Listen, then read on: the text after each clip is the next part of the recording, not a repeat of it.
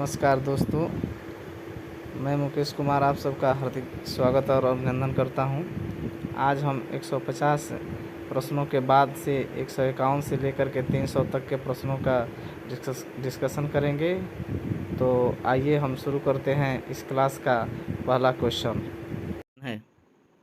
बिहार में टीन खनिज किस जिले से निकलता है?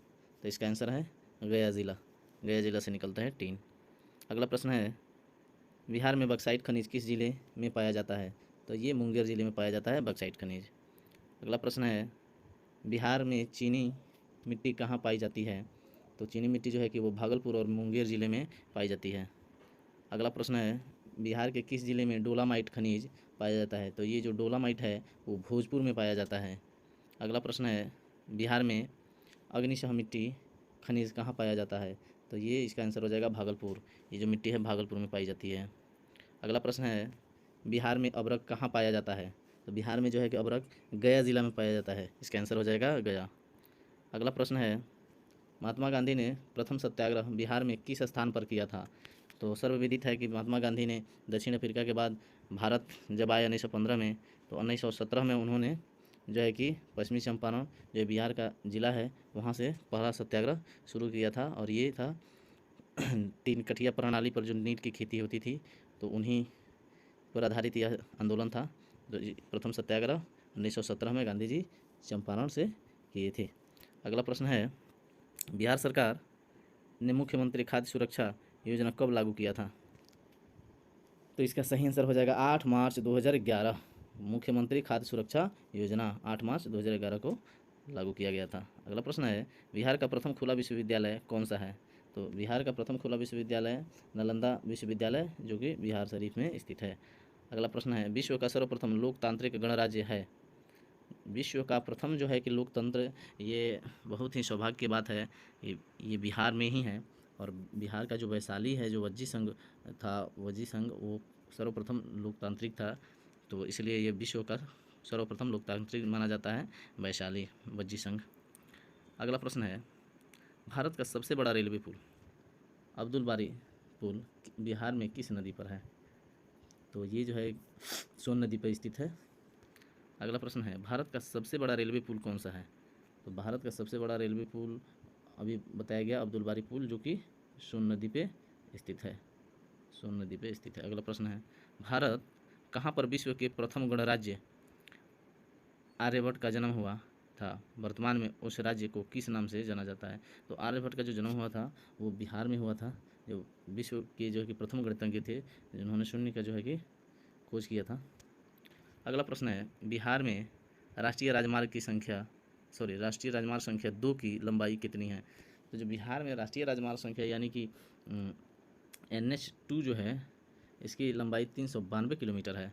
अगला प्रश्न है, बिहार में कौन सा हवाई अड्डा मध्यम श्रेणी का है? तो मध्यम श्रेणी का हवाई अड्डा जो है कि बिहार में वो गया है, गया हवाई अड्डा है। अगला प्रश्न है, बिहार की जलवायु को किस नाम से जाना जाता है? तो ये बिहार की जलवायु है वो मानसूनी जलवायु है। अभी 15 जून से मानसून का आगमन हो रहा है बिहार में, तो यहाँ की जलवायु मानसूनी जलवायु है। अगला प्रश्न है, ग्रीष्मकाल में बिहार का कौन सा शहर सर्वाधिक गर्म रहता है? तो ये बिहार का जो सर्वाधिक गर्म जिला है वो गया है। और सर्वाधिक ठंडा जिला भी अगर कहे ठंडा जिला तो वो भी गया ही है, याद रखेंगे। अगला प्रश्न है, बिहार में ग्रीष्मकाल की अवधि होती है?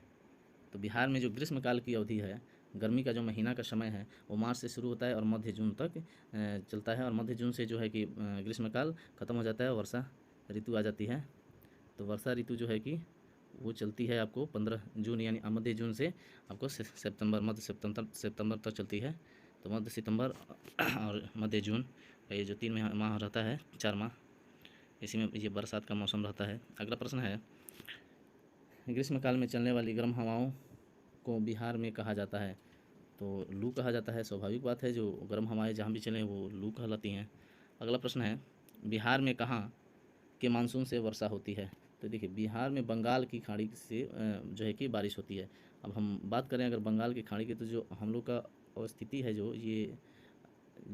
हम लोग का जो बिहार है वो हम लोग यहाँ पे स्थित हैं। ये जो 1 मिनट, ये पुनः पुनः प्रयास करते हैं समझाने के लिए। तो ये जो है कि हम लोग का जो अवस्थिति है, हम लोग यहाँ पे लगभग हैं, और ये जो बंगाल की खाड़ी इधर जो है, यहाँ से जो मानसून चलता है, जो यहाँ से चलती है मानसून, तो पहले ये पहुँचता है बंगाल की खाड़ी वाला, और ये जो अरब सागर इधर है, अरब सागर, तो अरब सागर से जो मानसून आता है वो हम तक नहीं पहुँच पाता है, ये जो है कि यहीं तक मध्य भारत तक पहुँच पाता है। तो ये हम लोग सबसे पहले बंगाल की खाड़ी से जो मानसून चलता है वहीं हमारे यहाँ पहुँचता है, और इसी से बारिश होती है। तो ये रहा हम लोग का बिहार का मानसून का। चलिए अगला प्रश्न है, बिहार राज्य में किस प्रकार के वनों को शामिल नहीं किया गया है? तो बिहार राज्य में जो है कि सदाबहार वनों को शामिल नहीं किया गया है।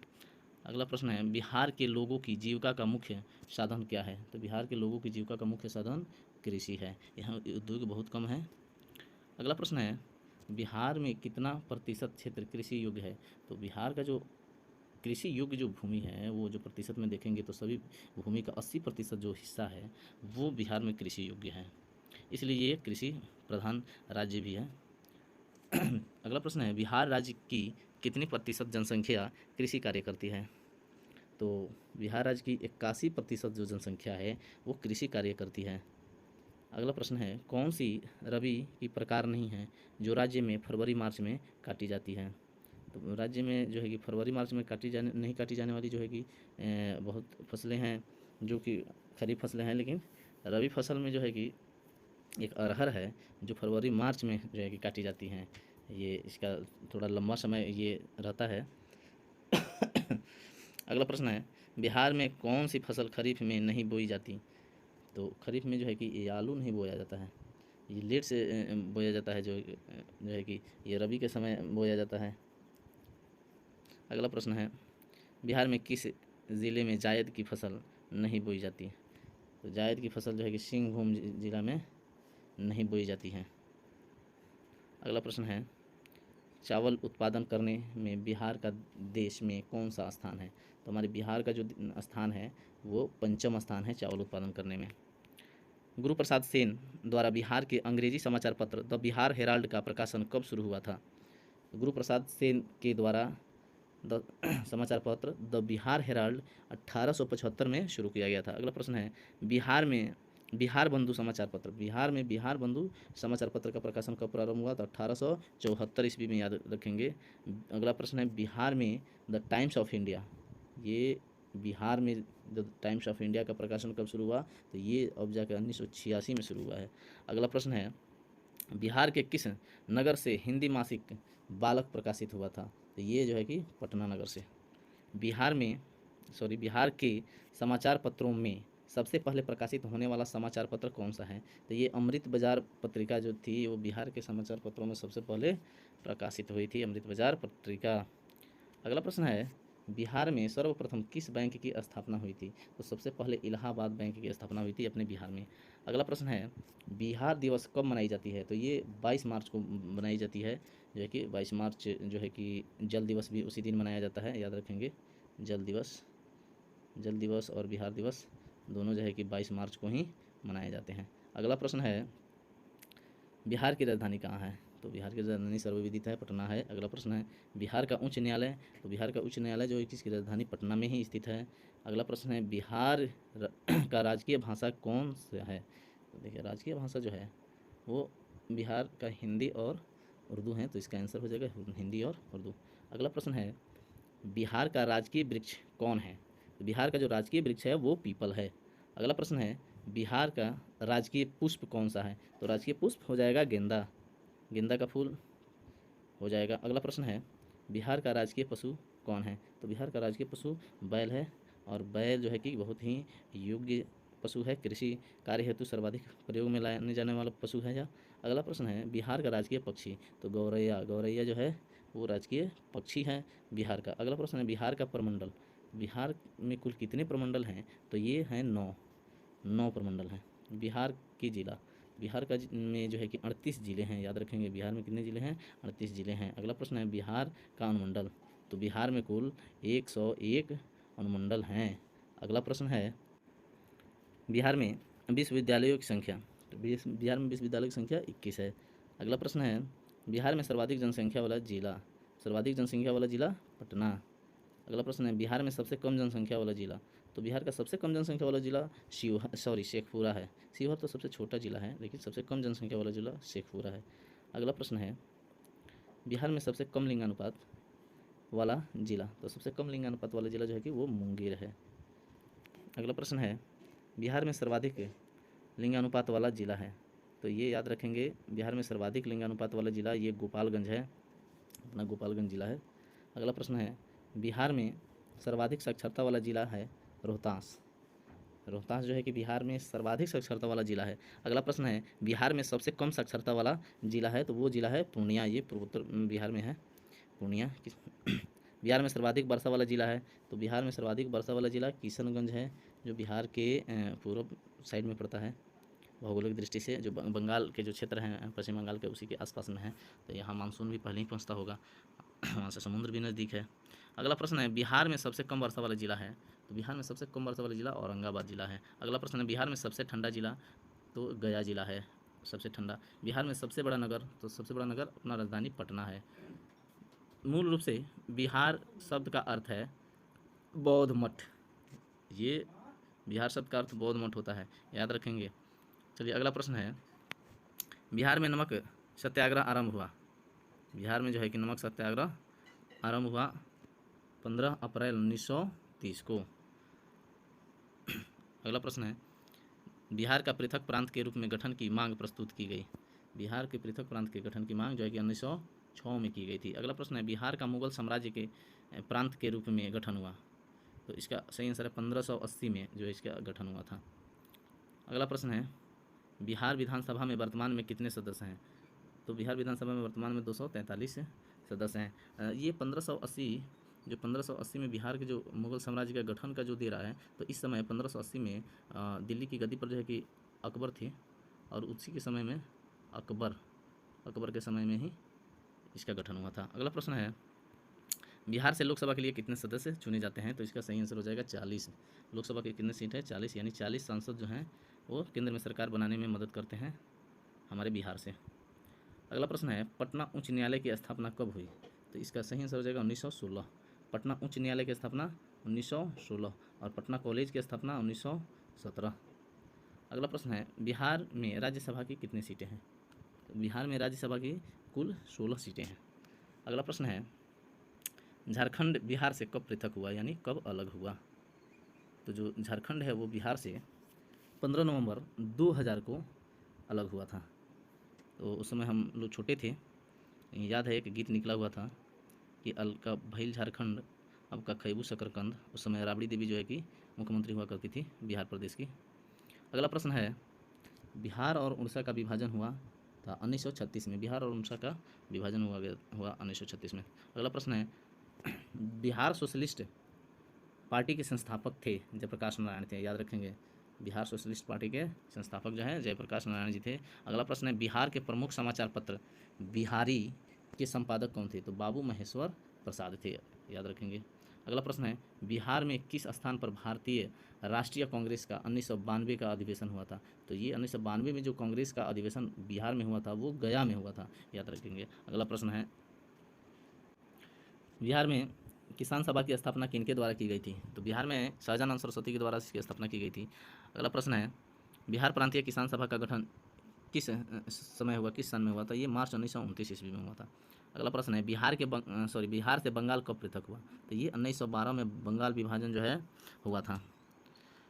अगला प्रश्न है 1857 की क्रांति के बिहार के नेता थे। तो वीर कुंवर सिंह। अगला प्रश्न है पटना को प्रांतीय राजधानी बनाया था। पटना को प्रांतीय राजधानी शेर शाह सूरी ने बनाया था। अगला प्रश्न है बिहार में सर्वाधिक लोकप्रिय सुल्तान कौन है। तो सर्वाधिक लोकप्रिय सुल्तान शेर शाह सूरी है, जिसने मुगल बादशाह हुमायूं को युद्ध में पराजित करके खदेड़ दिया था भारत से। अगला प्रश्न है नालंदा विश्वविद्यालय का वैभव किसके हाथों नष्ट हुआ। तो ये मोहम्मद गोरी का जो गुलाम था बख्तियार खिलजी, यही जो है नालंदा विश्वविद्यालय के वैभव को नष्ट किया, यानी वहीं आग लगाया था उसमें। अगला प्रश्न है किस काल में बिहार की राजनीति शैक्षिक संस्कृति गरिमा खंडित हुई। तो ये मध्यकाल में हो जाएगा। अगला प्रश्न है किस मुगल शासक ने सर्वप्रथम बिहार को अपने राज्य में मिलाया था। तो ये अकबर, अभी बताए थे 1580 में उन्होंने गठन किया और बिहार को अपने साम्राज्य में मिला लिया। अगला प्रश्न है पाटलिपुत्र के संस्थापक थे। पाटलिपुत्र के संस्थापक उदयन थे। अगला प्रश्न है उदयन जो है अजातशत्रु के पुत्र थे, याद रखेंगे। और ये लोग हर एक वंश से आते हैं। अगला प्रश्न है, पाटलिपुत्र में स्थित चंद्रगुप्त का महल मुख्यतः बना था लकड़ी का, जो अब स्थित है कुम्हरार में। कहाँ स्थित है? कुम्हरार। अगला प्रश्न है, पाटलिपुत्र में किस शासक ने सर्वप्रथम अपनी राजधानी बनाई थी? तो पाटलिपुत्र में सर्वप्रथम चंद्रगुप्त मौर्य ने अपनी राजधानी बनाई थी। बिहार में 1857 की क्रांति के नेता कुंवर सिंह का देहांत कब हुआ? तो ये 9 मई 1958 को इनकी मृत्यु हो गई। अगला प्रश्न है, बिरसा मुंडा का कार्य क्षेत्र कौन सा था? बिरसा मुंडा जो थे उनका कार्य क्षेत्र रांची था। अगला प्रश्न है, बिरसा मुंडा का कार्य क्षेत्र रांची है और स्वामी सहजानंद का जो संबंध है वो किससे था? स्वामी सहजानंद जो थे ना, वो बिहार के किसान आंदोलन के नेता थे और इन्होंने अखिल भारतीय किसान परिषद का जो गठन किया था 1936 में। अगला प्रश्न है, चंद्रगुप्त मौर्य के गुरु? तो ये चंद्रगुप्त मौर्य के गुरु चाणक्य थे। विष्णुगुप्त कहें, चाणक्य कहें, कौटिल्य कहें, ये सब एक ही नाम है, एक ही व्यक्ति के। इन्होंने अर्थशास्त्र की रचना की थी जिसमें राजनीति के बारे में बताया गया है और चंद्रगुप्त मौर्य के शासन से संबंधित है। अगला प्रश्न है, कौन बिहार में किसान आंदोलन के साथ जुड़े थे? तो डॉक्टर राजेंद्र प्रसाद जो है वो जुड़े थे। अगला प्रश्न है, कांग्रेस सोशलिस्ट पार्टी की पहली बैठक हुई थी? कांग्रेस सोशलिस्ट पार्टी की पहली बैठक पटना में हुई थी। अगला प्रश्न है, श्री नरसिंह नारायण क्या थे? तो श्री नरसिंह नारायण जो थे वो एक समाजवादी थे। अगला प्रश्न है, जयप्रकाश नारायण किस पार्टी से संबंधित थे? जयप्रकाश नारायण भी समाजवादी पार्टी से संबंधित थे। अगला प्रश्न है, रामचंद्र शर्मा किस गांव से थे? तो रामचंद्र शर्मा जो थे अमरोहा गांव से थे। रामचंद्र शर्मा अमरोहा गांव। अगला प्रश्न है, जगत नारायण लाल को किस जेल में भेजा गया था? तो बांकीपुर जेल में जगत नारायण जी को भेजा गया था। बिहार केसरी से किसे संबोधित किया जाता है? तो बिहार केसरी से श्री कृष्ण सिंह को संबोधित किया जाता है। अगला प्रश्न है, किस देश की सीमा बिहार राज्य से जुड़ती है? तो ये नेपाल जो है, नेपाल की सीमा बिहार राज्य से जुड़ती है। पुराना बिहार कितना प्रतिशत जमीन लेकर झारखंड राज्य बना है? पुराना बिहार का जो है कि 45.85% जमीन लेकर के झारखंड जो है एक अलग राज्य बना है। अगला प्रश्न है, बिहार का शोक किसे कहा जाता है? तो ये कोसी नदी है, इसको बिहार का शोक कहा जाता है। आम की वह प्रजाति जो केवल बिहार में उपजाई जाती है वो कौन सी है? तो वो सफ़ेदा है। अगला प्रश्न, बिहार में बहने वाली नदियों में किसका उद्गम अमरकंटक में है? तो ये अमरकंटक से जो है कि सोन नदी का उद्गम होता है। संपूर्ण बिहार राज्य कहाँ स्थित है? ये संपूर्ण बिहार राज्य है जो वो मैदानी क्षेत्र में है स्थित। बिहार में तेल शोधक कारखाना कहाँ स्थित है? तो बिहार में तेल शोधक कारखाना पटना में दे रहा है। मेरे ख्याल से इस पर डाउट है, इसको क्लियर कर लेंगे हम।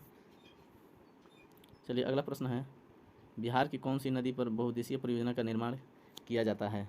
ये कोसी नदी पर बहुउद्देशीय परियोजनाओं का निर्माण किया जाता है। किस फसल के उत्पादन में बिहार देश में अग्रणी है? ये जो है कि मखाना। अगला प्रश्न है, बिहार में डालमिया नगर किसके लिए प्रसिद्ध है? तो बिहार का डालमिया नगर जो है वो चमड़ा के लिए प्रसिद्ध है। अगला प्रश्न है, बिहार में कोयले का अनुमानित भंडार है? बिहार में कोयले का अनुमानित भंडार 16 करोड़ टन। कितना? 16 करोड़ टन है। बिहार में कोयले का अनुमानित भंडार 16 करोड़ टन। अगला प्रश्न है, पूर्वी मध्य रेलवे का मुख्यालय कहाँ स्थित है? तो पूर्वी मध्य रेलवे का मुख्यालय हाजीपुर में स्थित है। अगला प्रश्न है, बिहार में केला का उत्पादन का प्रसिद्ध क्षेत्र? तो ये हाजीपुर है और लीची के उत्पादन का प्रसिद्ध क्षेत्र मुजफ्फरपुर है। मखान की खेती के लिए देश का अग्रणी राज्य बिहार है। अगला प्रश्न है, ककोला जलप्रपात बिहार के किस जिले में स्थित है? तो ये नवादा में स्थित है। अगला प्रश्न है, कौन सा शहर बिहार के सबसे पूर्वी भाग में स्थित है? तो सबसे पूर्व में कटिहार डिस्ट्रिक्ट है। झीलों में कौन सी झील बिहार में स्थित है? तो ये अनुपम झील है जो बिहार में स्थित है। काकोलत भी है। अगला प्रश्न है, नालंदा विश्वविद्यालय किस लिए विश्व प्रसिद्ध था? तो ये नालंदा विश्वविद्यालय जो है वो बौद्ध धर्म दर्शन के लिए प्रसिद्ध था। नालंदा विश्वविद्यालय के विनाश का कारण कौन था? तो ये मुसलमान जो है उसके विनाश के कारण थे। बिहार आने वाला पहला अंग्रेज यात्री था रॉल्फ फिच, जो बिहार में सबसे सर्वप्रथम आया था, रॉल्फ फिच। अगला प्रश्न है, अंतिम मौर्य सम्राट बृहद्रथ था। बृहद्रथ को मार करके पुष्यमित्र शुंग ने शुंग वंश की स्थापना की थी। अगला प्रश्न है, गुप्त सम्राट जिसने हुणों को पराजित किया कौन थे? स्कंदगुप्त। असजंद लिख दिया है, गलत लिखा है, ये इनका स्कंदगुप्त होता है। स्कंदगुप्त हुणों को पराजित किए थे। अगला प्रश्न है, सम्राट अशोक के पिता थे? सम्राट अशोक के पिता बिंदुसार थे। ये मौर्य वंश के थे, मौर्य वंश। अगला प्रश्न है अशोक के शिलालेखों में प्रयुक्त भाषा, तो पाली भाषा जो है कि अशोक के शिलालेख में था। अजातशत्रु के वंश का नाम अजातशत्रु के हर्यक वंश, हर्यक वंश का संस्थापक बिंबिसार था, बिंबिसार। बिंबिसार का पुत्र अजातशत्रु, अजातशत्रु का पुत्र उदयन। अगला प्रश्न, अजातशत्रु किस राज्य को पराजित नहीं कर सका? अजातशत्रु जो है वो अवंती को पराजित नहीं कर सका। अगला प्रश्न है ईसा पूर्व 6ठी शताब्दी में विश्व की प्रथम गणतंत्रात्मक व्यवस्था कहाँ थी? तो ये जो है कि वैशाली में व्यवस्थित थी। अगला प्रश्न है नदियों में सबसे अधिक नदीपथ परिवर्तन किस नदी ने किया है? तो सबसे ज़्यादा रास्ता बदलने वाली नदी जो है कि वो कोसी नदी है। अगला प्रश्न है किसके प्रयत्नों से बिहार प्रांतीय कांग्रेस का दूसरा अधिवेशन हुआ? श्री दीप नारायण सिंह के प्रयत्नों से। अगला प्रश्न है बिहार में कौन से जिलों के कुछ इलाके पश्चिम बंगाल को दे दिए गए?